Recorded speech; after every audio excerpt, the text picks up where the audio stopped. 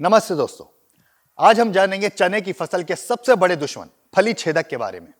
अगर आपने इस वीडियो में बताए गए सभी उपाय को अपना लिया और फली छेदक पर नियंत्रण कर लिया तो आधे से ज्यादा मुसीबत तो खुद ब खुद ही खत्म हो जाएगी, क्योंकि फली छेदक चने की फसल के लिए सबसे खतरनाक कीट है। अगर इसका समय पर नियंत्रण ना किया गया तो यह फसल को 90% तक बर्बाद कर सकता है। इसका सबसे बड़ा उदाहरण है सन 2017 से 18, जब फली छेदक के कारण फसल में 50% तक की हानि हुई थी और सन 2018 से 19 में 49% तक के नुकसान को दर्ज किया गया है। तो आइए जानते हैं कि यह फली छेदक फसल में कैसे नुकसान पहुंचाता है। आमतौर पर इन फली छेदक का संक्रमण चने के ग्रोथ स्टेज से शुरू हो जाता है, लेकिन जैसे ही फूल की कलियां निकलती हैं इनका आक्रमण और भी गंभीर हो जाता है। शुरुआत में लार्वा चने की पत्तियों और कोमल टहनियों को खाते हैं और जब फलियां बन जाती हैं तो लार्वा इन फलियों को छेद कर खाना शुरू कर देती हैं, जिससे फली विकृत, खराब, यहाँ तक कि खाली हो जाती है और इस तरह फली समय से पहले ही गिरने लगती है, जिससे पैदावार में भारी कमी आ जाती है।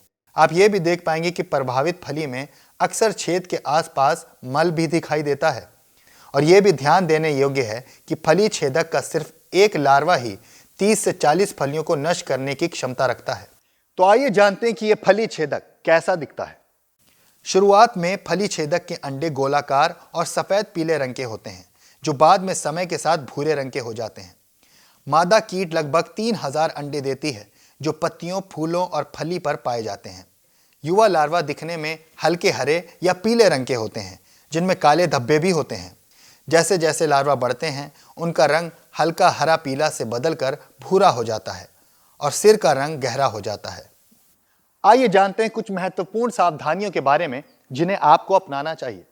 सबसे पहले आता है बुआई का समय। चने की बुआई हमेशा फली छेदक के आक्रमण को ध्यान में रखते हुए करें। बुआई ऐसे समय पर करें कि फली छेदक के आक्रमण से बचा जा सके। आप चने की खेती नवंबर के दूसरे सप्ताह में भी कर सकते हैं। दूसरा है फसल चक्र को अपनाएं। चने को अलसी, सरसों, गेहूं और ऐसी फसल जिसमें फली छेदक का आक्रमण नहीं होता उसके साथ बदलकर लगाएं। कुछ रिसर्च रिपोर्ट के अनुसार पाया गया है कि अगर चने को हम सरसों के साथ बदलकर लगाते हैं तो फली छेदक का आक्रमण कम होता है और चने की उपज ज्यादा होती है। और यह भी पाया गया है कि अगर हम चने को गेहूं के साथ अदल बदल कर लगाते हैं तो 38% तक का नुकसान कम होता है। तीसरा है ट्रैप क्रॉपिंग। ट्रैप क्रॉपिंग एक ऐसी विधि है जिसमें नकदी फसल यानी कि कैश क्रॉप जैसे कि चना, कपास, सरसों आदि जैसी फसलों के आसपास कुछ विशेष प्रकार के पौधे लगाए जाते हैं। ये विशेष प्रकार के पौधे सूरजमुखी, गेंदा इत्यादि हैं, जो कि कीटों को अपनी ओर आकर्षित कर हानिकारक कीटों को मुख्य फसल से दूर रखते हैं। और चौथा है उच्च गुणवत्ता और रोग मुक्त बीजों का चयन करना।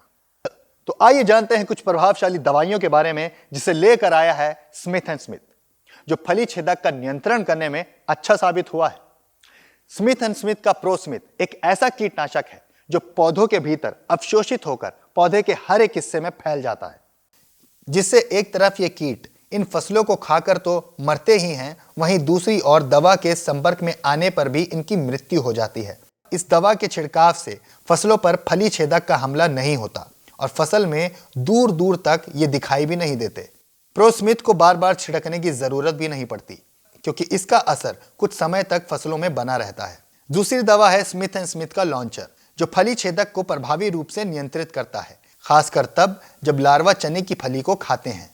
लॉन्चर का प्रभाव बहुत तेज होने के कारण ये कीटों की वृद्धि को तुरंत रोक देता है और उन्हें जल्दी ही मार गिराता है। इसका तत्कालीन प्रभाव चने के पौधों को संपूर्ण रूप से सुरक्षा प्रदान कराता है और कीटों के नियंत्रण में मदद करता है। किसी भी दवा का अच्छा रिजल्ट पाने के लिए दवा का सही तरीके से इस्तेमाल करना बहुत जरूरी है। दवा के बारे में अधिक जानकारी के लिए दवा के साथ दिए गए इंस्ट्रक्शंस को जरूर पढ़ें। और हाँ, वीडियो अच्छी लगे तो लाइक और शेयर जरूर कीजिएगा, सब्सक्राइब करना ना भूलिएगा। और अधिक जानकारी के लिए हमारे कस्टमर केयर नंबर 1800 102 3959 पर कॉल करें। धन्यवाद।